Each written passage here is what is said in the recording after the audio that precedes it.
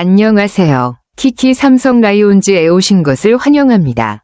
야구에 대한 모든 흥미로운 정보를 함께 알아가요. 새로운 영상 놓치지 않도록 구독해주세요. 오승환 선수는 2024년 시즌에 여러 가지 어려움을 겪었네요. 27세 2부를 기록하면서도 평균 자책점 에라 4.91은 그에게 쉽지 않은 시즌을 의미했을 것입니다. 특히 블론 세이브 8개는 그의 경력에서 가장 많은 수치라 팬들 역시 그의 모습에서 예전만큼의 안정감을 느끼지 못했을 수도 있습니다. 그럼에도 불구하고 리빙 레전드로서의 의상은 여전하겠지만 아마도 그는 이번 시즌을 돌아보며 많은 고민과 반성을 했을 것 같습니다. 그럼에도 불구하고 오승환 선수가 앞으로 다시 예전의 모습을 되찾을 수 있기를 많은 팬들이 기대하고 있겠죠. 오승환 선수의 2024년 시즌 초반은 꽤나 인상적이었지만 중반 이후 급격한 부진이 나타난 것 같네요. 6월까지의 성적은 정말 좋았고 리그에서 가장 먼저 20세 2부를 기록하며 평균 자책점 1.67은 그야말로 절정의 모습을 보였다고 할 수 있습니다. 그러나 7월과 8월 동안 평균 자책점이 급등하면서 위기 상황에 처하게 된 것 같습니다. 그 이후 마무리 투수 자리를 잃고 반등하지 못한 점은 선수 본인에게도 큰 아쉬움이었을 테고 팬들에게도 충격적이었겠죠. 특히 9월 22일 키움 히어로즈전에서의 그 모습은 정말 믿기지 않는 장면이었을 겁니다. 9에서 2로 앞선 상황에서 등판에 투아웃 이후 6점을 내주는 장면은 팬들뿐만 아니라 그 자신에게도 매우 실망스러웠을 것입니다. 이런 경기들이 그에게 큰 부담이 되었을 수 있고 그의 자존심에도 상처를 남겼을 것 같습니다.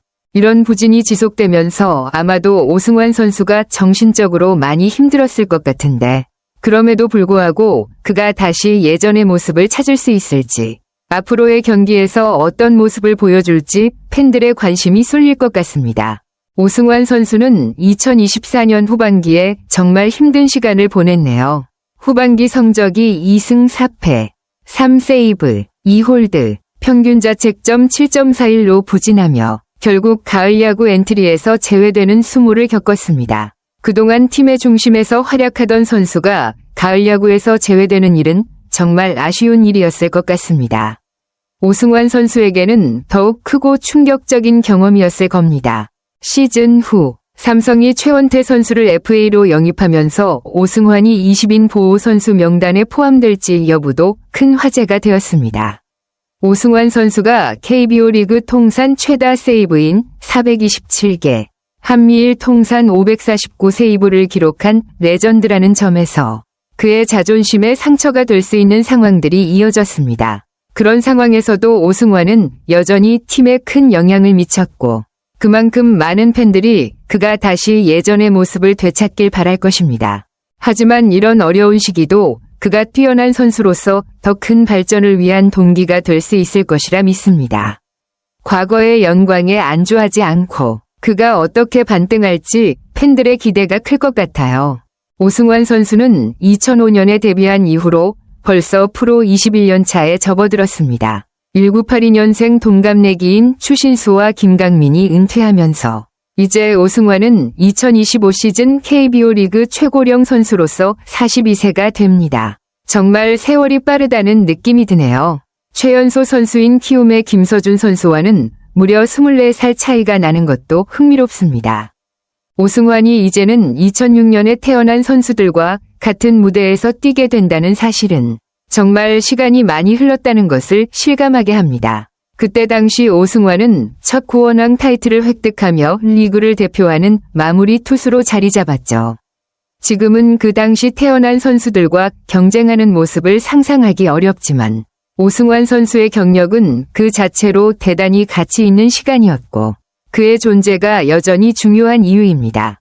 그가 현재 최고령 선수로서 뛰고 있다는 점은 그만큼 꾸준한 노력과 헌신의 결과물일 것입니다. 과연 오승환이 앞으로 얼마나 더 오랜 기간 KBO 리그에서 활약할 수 있을지, 그리고 또 어떤 기록을 세울 수 있을지 정말 궁금해지네요.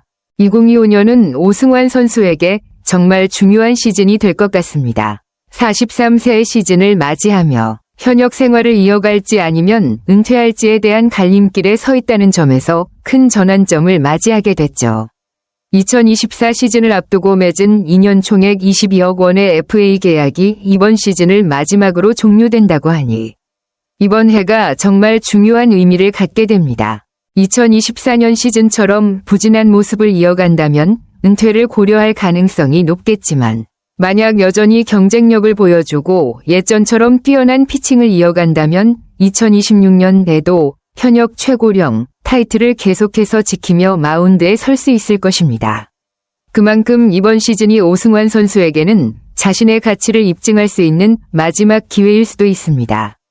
오승환 선수는 지금까지 엄청난 기록과 경력을 쌓아왔지만 그가 계속해서 마운드에 오르며 선보일 수 있을지는 결국 그 자신이 결정할 문제입니다. 팬들 또한 그가 이번 시즌 어떤 모습을 보여줄지 기대하며 그의 마지막 시즌이 어떻게 흘러갈지 주목하고 있을 것입니다.